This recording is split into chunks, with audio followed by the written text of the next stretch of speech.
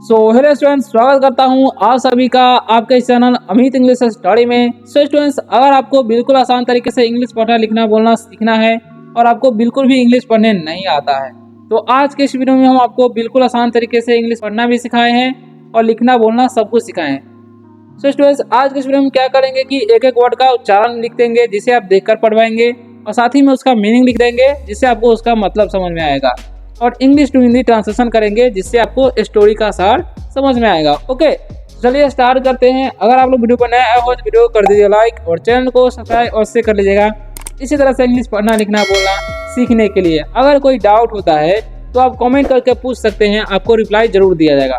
तो स्टूडेंट्स, आज का जो हमारा टॉपिक क्या है वो ध्यान दीजिएगा, यहाँ पर लिखा हुआ है। इसे हम लोग पढ़ते हैं, क्या पढ़ते हैं? इसे पढ़ते हैं हम लोग कॉर्जियस। कॉर्जियस इसे हम लोग पढ़ते हैं मदर। ठीक है, अब इसका मतलब क्या होता है वो समझिए क्या होगा। तो कॉर्जियस मतलब होता है साहसी। क्या होता है? साहसी। ठीक है ना। और मदर मतलब होता है माँ, यानी कि कॉर्जियस मदर, साहसी माँ। यही हमारा स्टोरी का टाइटल है। और चलिए पढ़ते हैं किस तरीके से साहसी माँ अपने बेटी की रक्षा करता है डाकुओं से, वो हम आज के इस वीडियो में सीखेंगे। और इंग्लिश पढ़ना लिखना बोलना तो सीखने ही वाले हैं। ओके, तो चलिए स्टार्ट करते हैं बिना किसी देरी के। तो सबसे पहले नंबर पर आप लोग ध्यान दीजिएगा। चलिए स्टार्ट करते हैं। सबसे पहले पैराग्राफ पर आप लोग ध्यान दीजिएगा, लिखा हुआ है ONCE। तो इसे हम लोग पढ़ते हैं वंस। क्या पढ़ते हैं? वंस। इसे पढ़ते हैं अपॉन। वंस अपॉन अ या ए पढ़ते हैं टाइम। ओके, इसे पढ़ते हैं हम लोग देयर। इसे पढ़ेंगे वॉज ए मदर। ठीक है, वो का होता है इसलिए हम मदर पढ़ते हैं। इसे पढ़ते हैं हम लोग हु लिव्ड। वो lived with her daughter in A small village. Okay, यहाँ पर जी जी रहता है तो उसका सन ज होता है, ध्यान रखिएगा। तो ठीक है, तो वंस मतलब हो जाएगा एक बार। एक बार। ठीक है, वंस मतलब एक बार या एक समय। अपॉन मतलब होता है ऊपर। ए मतलब एक, समय टाइम मतलब समय। तो जब भी लिखा रहे, क्या लिखा रहे? वंस अपॉन ए टाइम, यानी कि जब भी ऐसा लिखा रहे तो उसका मतलब होता है एक समय की बात है या एक बार की बात है। ठीक है, वंस अपॉन ए टाइम एक समय की बात है या एक बार की बात है। ठीक है, अब आगे क्या लिखा हुआ है? देयर। देयर मतलब होता है वहाँ। वॉज मतलब था और ए मतलब एक, मदर मतलब माँ। ठीक है, यहाँ पर थी हो जाएगा क्योंकि माँ है। वो मतलब होता है जो या कौन होता है, यहाँ पर जो होगा। ठीक है, मतलब रहना। और विथ मतलब के साथ। ये जब वर्ब का दूसरा फॉर्म है। ठीक है, साथ। और मतलब उसकी। हर का प्रयोग जो है हमेशा स्त्रीलिंग के लिए किया जाता है। ठीक है, डॉक्टर मतलब होता है बेटी। और इन मतलब हो जाएगा में। ये मतलब एक। स्मॉल मतलब छोटे। ठीक है, छोटा होता है।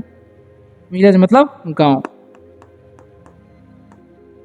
ओके, तो ये तो समझ गए। अब इन सभी का मतलब समझिए आप लोग। क्या लिखा हुआ है? वंस अपॉन ए टाइम, यानी कि एक समय के बाद है।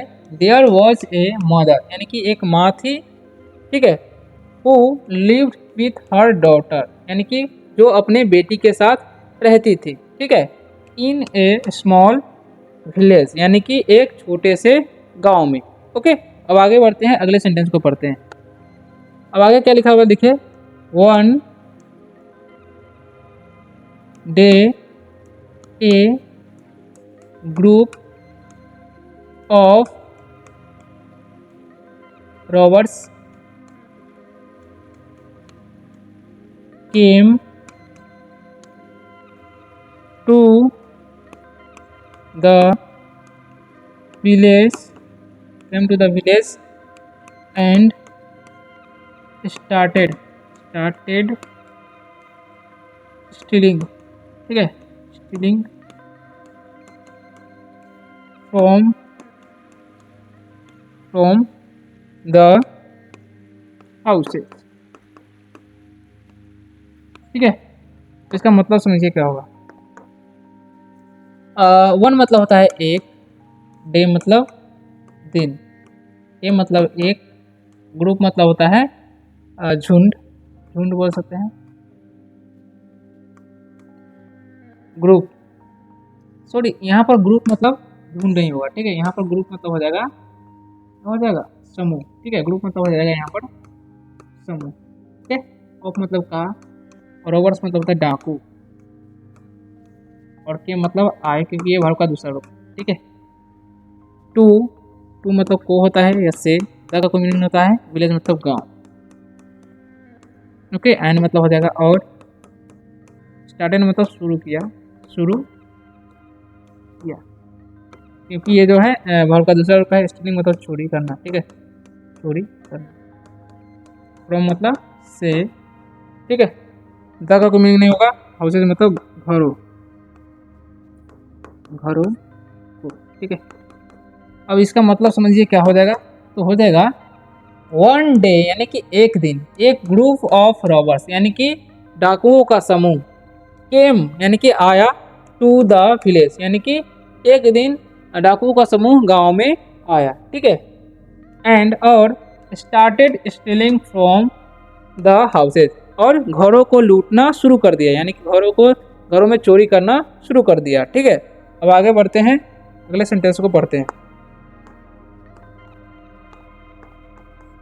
तो आगे क्या लिखा हुआ है, ध्यान दीजिएगा।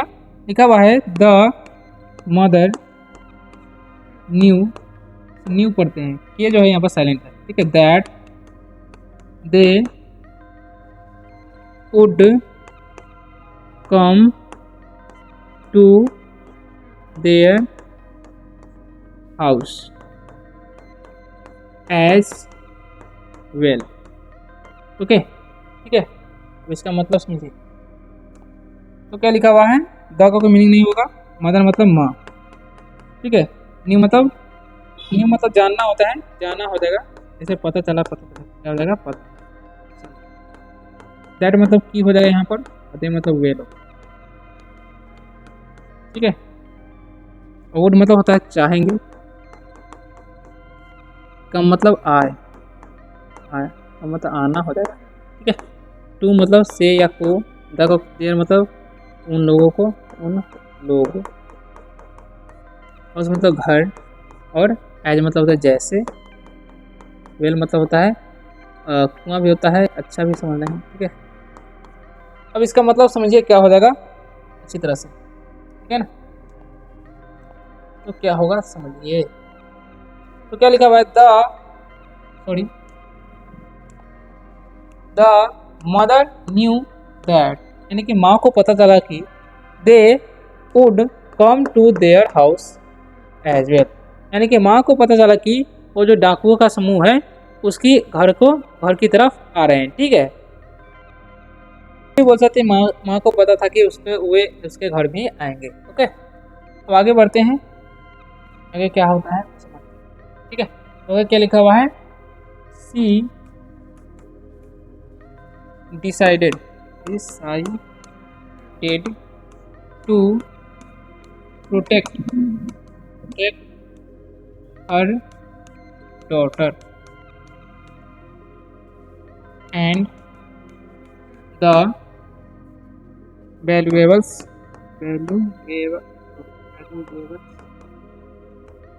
valuables in their house। ठीक है, इसका मतलब समझो। सी मतलब होता है हुआ। ओके, डिसाइडेड मतलब निर्णय ली, टू मतलब को होता है, सी होता है, प्रोटेक्ट मतलब सुरक्षा, हर मतलब उसकी, डॉटर मतलब बेटी, एंड मतलब और, द का मीनिंग नहीं होगा, और वैल्यूएबल्स मतलब होता है कीमती, इन मतलब में, ये मतलब उनके, उन लोगों के, हाउस मतलब घर। ओके, तो इसका मतलब समझिए क्या होगा, she decided to protect her daughter, यानी कि वो उसने अपनी बेटी की सुरक्षा करने के लिए निर्णय ली, सुरक्षा के निर्णय ली, ठीक है। एंड और the valuables in their house, और अपने कीमती सामानों का सुरक्षा करने की निर्णय ली। कौन? वो मदर जो है, उसकी माँ।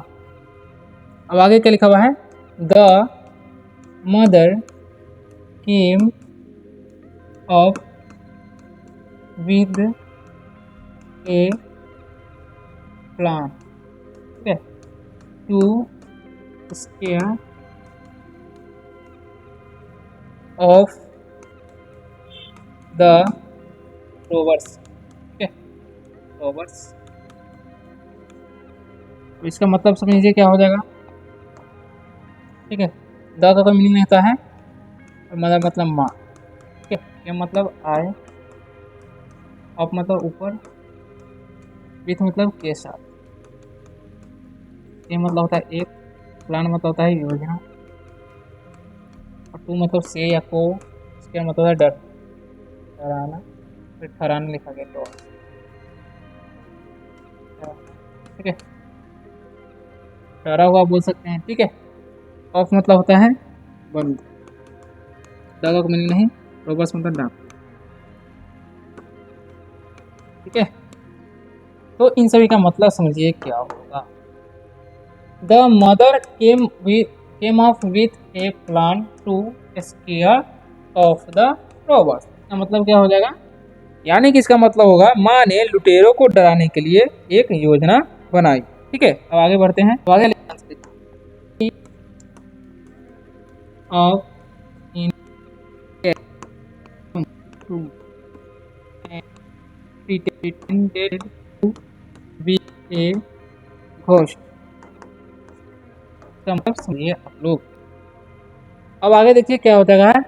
सी मतलब होता है वह, डेस्ट मतलब होगा, डेस्कटॉप मतलब होता है पहनना, ठीक है, पहनना। इन मतलब हो जाएगा में, और ए मतलब हो जाएगा एक। स्कैरी मतलब होता है डरावने।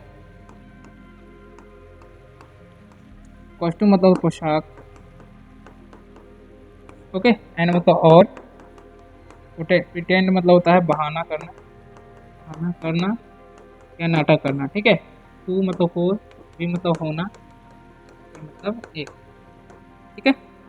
घोस्ट मतलब होता है भूत, ओके ना। इसका मतलब समझिए क्या होगा। तो यहाँ पर लिखा हुआ है सी dressed of in A scary costume, ठीक है, यानी कि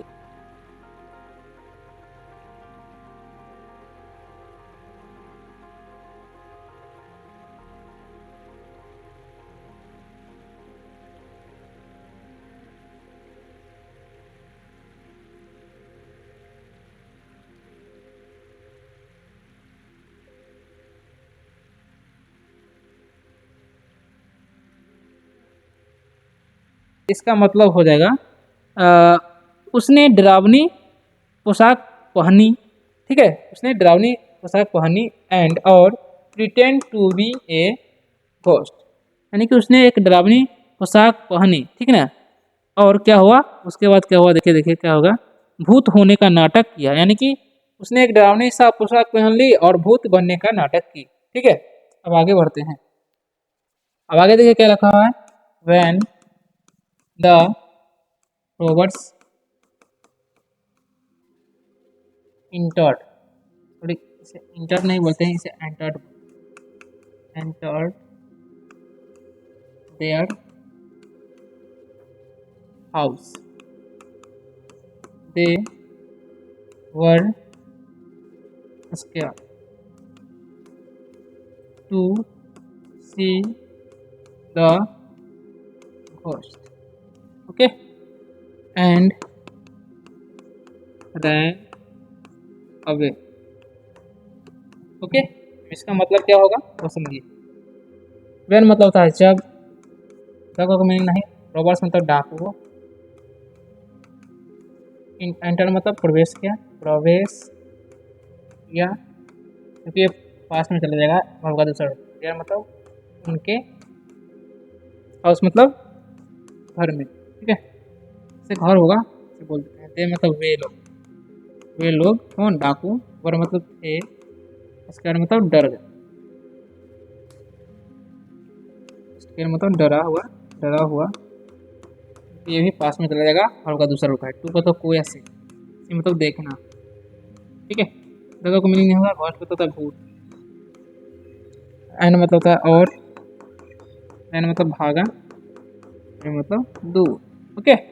तो इसका मतलब क्या होगा समझ, लिखा हुआ है when the rovers entered their house, यानी कि जब डाकुओं ने उसके घर में प्रवेश किया, they were scared to see the ghost, यानी कि वे लोग भूत को देखकर डर गया, ठीक है। एंड रैन अवे, और दूर भाग गया, ठीक है। अब आगे क्या होता है वो देखते हैं। अब आगे लिखा हुआ है the mother had successfully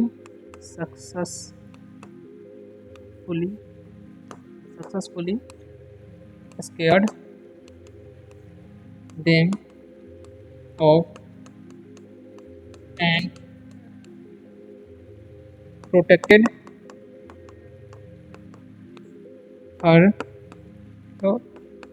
daughter and their house, okay ना। इसका मतलब समझिए क्या होगा। द का मीनिंग नहीं होगा, मदर मतलब माँ, हैड मतलब आतिथ्य होता है, ठीक है। सक्सेसफुली मतलब सफलतापूर्वक इसका मतलब डराना, डराई हो जाएगा। दे मतलब उनको, ऑफ मतलब बंद होता है, एंड मतलब ओ, ओके। प्रोटेक्ट का मतलब सुरक्षा क्या है, हो जाएगा सुरक्षा की, और मतलब उसकी, बेटा मतलब बेटी, ठीक है, बेटी को, एंड मतलब और, डियर मतलब उनके, हाउस मतलब घर, ठीक है। यानी कि इसका मतलब क्या हो जाएगा